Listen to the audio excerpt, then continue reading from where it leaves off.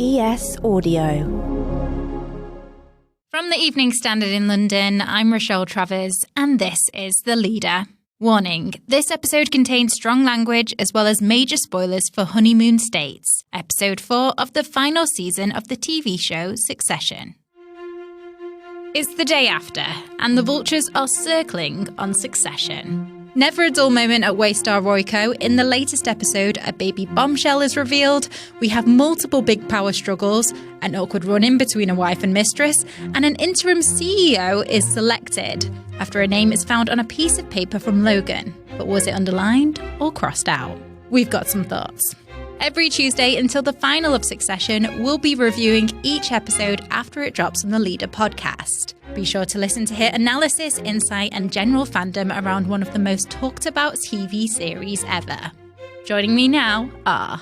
I'm Elizabeth Gregory, I'm a culture writer. I'm Martin Robinson, I'm acting features director of The Standard. I'm Hamish MacBain and I'm the deputy editor of ES Magazine. So, first of all, Liz, just give us a little synopsis of what happened in episode 4. So episode 4, everyone was gathered at Logan's amazing apartment for the wake. So everyone was there. It was the siblings, Connor, Willa, Carrie popped up for a second. And basically, during this kind of gathering, they decide who is going to take over as the interim CEO of Waystar Royco. And then a lot happens during the episode. First of all, I want to talk about the piece of paper that was found with Logan's intentions for what should happen if he were to pass away. On the piece of paper, it clearly says that he wants Kendall to be CEO. But there's a line that some people say it's crossed out, some people say it's underlined. I want to know, what do you guys think? Was it an underline or was it crossed out?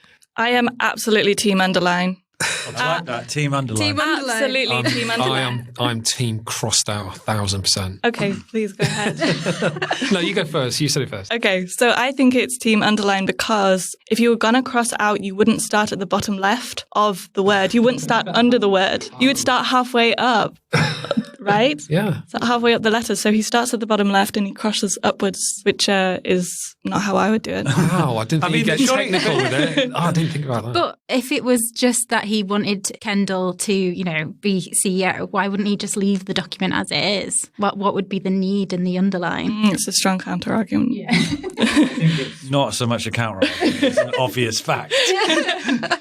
As in, if it's presumably a document that he's going to hand to his lawyer. This is looking really angry at me now. Destroy my argument. No, I don't know. I thought it was... If I'm being honest, I just thought it was a little bit of a weird plot contrivance that there's this piece of paper. Like, you're talking about the ownership of a multi-zillion pound worldwide corporation, and there's this document lying around where it's got a little bit of pen underneath or through. It felt a little bit... Yeah, that's what makes it brilliant. I love that. I love because it's all these really important things that come down to like the tiniest little ambiguous moments that then get endlessly debated. And it was an interesting one because it played directly into Kendall's neurosis, didn't it? Of like, because he couldn't believe that his name was actually written down in the first place. He was like, and it was, and where it came in the episode, it really transformed how he was going to act throughout the rest of it. And the fact that, was it underlined or was it crossed out was kind of like something that he could endlessly analyse forever, I think that this is getting quite far ahead to the end of the episode, actually, but there is that moment where he goes off and looks at it in his phone in the toilets right at the end. And I think at that moment, you've only seen a bit glimpse of it before, at that moment it looks like a proper crossing out. I mean, why else would he try to would he go back in? When we're going, yeah, definitely my son underlined. It's like, no, it's like Kendall had messed him over so many times. It was like, you're out. And then I think in that moment, Kendall is looking himself in the mirror and it's kind of like, well, do you know what? Why would he not want me to be CEO? And obviously the big reason, as we know from, I think, the end of season 2, was that his dad didn't think he was a killer. He's not the guy. He's not a killer. And at that moment, he goes downstairs, kind of betrays his brother and sister and starts to get a bit dirty with his dealings and starts to move into being the new Logan. How much weight do we think this piece of paper is going to have? As Jerry was very keen to point out in the episode, like, it has no legal standing. It wasn't discussed with the lawyers. Is this going to be as pivotal as Kendall was sort of pinning his hopes on? I think it's very much not going to have any legal standing. What it's going to do is fire Kendall. It's his catalyst for the chaos that's about to come. And it just puts him in that position. You know, it's a means for him to get into that position as CEO, even though he's sharing it CEO with Roman, but he's already messing over Roman. I think that this is the way that we're going to see the remainder of the series, actually, in that I think it's going to be a move towards Kendall wanting to be big bad Logan, you know, and trying to do whatever he takes and live out that fantasy that he's always had of being his dad and being that killer. Whether he can actually do it or not successfully is another matter, but I think that's where the thrust of it is going to go. I mean, also, to go back to episode 2, there was that scene where he was secretly communicating with Matsson. And of course, he's now going to be the guy who goes in and does the deal with Roman. And you just got a bit of a sense in that scene, episode 2, where he didn't really want the deal to go through. Yeah.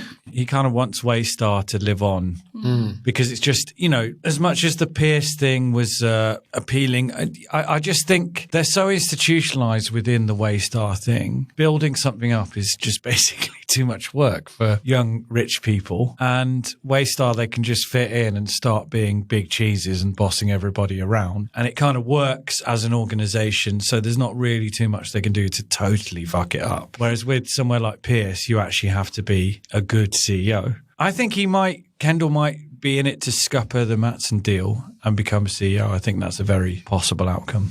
And the new interim co-CEOs of Waystar Royco were declared as Kendall and Roman. That was voted through. What do we think about that decision, and how do we think it's going to play out? I thought it was strange that Shiv agreed to bow out. It didn't seem very true to her character that we've come to know. Yeah. Well, I think they made quite a meal of the fact, not a meal, you know, a heavy emphasis was put on the fact that Shiv has a lot on her mind, and so is relatively happy to fade into the background while the dirty dealings get done. It's not as though she's being frozen out in any official capacity. It's just, you know, it's just getting this deal done ostensibly. And she's pregnant and she's got a lot on her mind. They kind of made a point of that, like when she fell over and stuff. And yeah, I think it's very much within that context, because you're right. She's always been a fighter and not wanting to give in to anyone. But I think her now knowing that she's pregnant, there's something else that's kind of gone on there, and a kind of idea that, I've got someone else to look after now. Do I really need this? Let's go to the ads. Stay there to hear Martin Robinson, Elizabeth Gregory and Hamish MacBain on the standout quotes of this episode.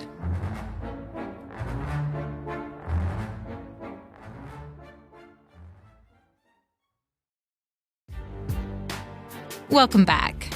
Still with me are the Evening Standard's Martin Robinson, Elizabeth Gregory and Hamish MacBain.